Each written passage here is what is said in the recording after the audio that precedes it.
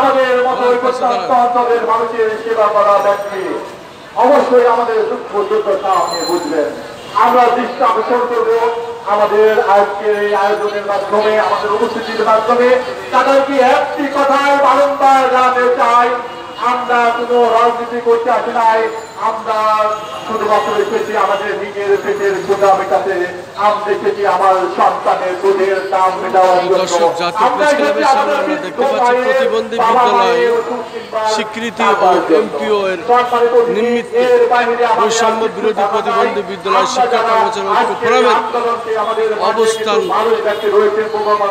কর্মসূচি চলছে। আমরা দেখতে পাচ্ছি জাতীয় প্রেস ক্লাবের আপনাদেরকে আমাদেরকে বিভ্রান্ত করবেন না। আমাদের পেটের ক্ষুধা হিংস্র প্রাণীর মতো হয়ে আছে। আমাদের যদি কোনো বাধা কোনো রকমের কটু কথা বলা হয়, প্রত্যেকটি হিংস্র প্রাণী আপনাদেরকে লুকিয়ে ধরবে।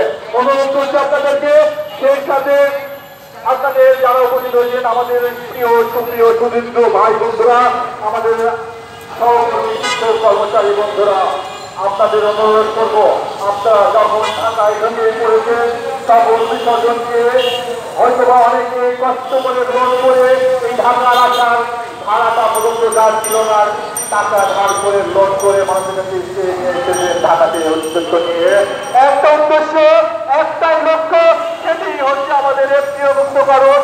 আমরা যতক্ষণ পর্যন্ত এমপিও মুক্তকরণ করা না হবে ততক্ষণ পর্যন্ত আজকের এই জাতীয় প্রেস ক্লাব নয়, আমাদের পরবর্তী কর্মসূচি যা যা হবে সমন্বয়ের প্রেক্ষিতে সকল কর্মসূচিতে আমরা সবাই ঐক্যভাবে সফলতার মুখ দেখার জন্য সদস্য থাকবো ইনশাআল্লাহ।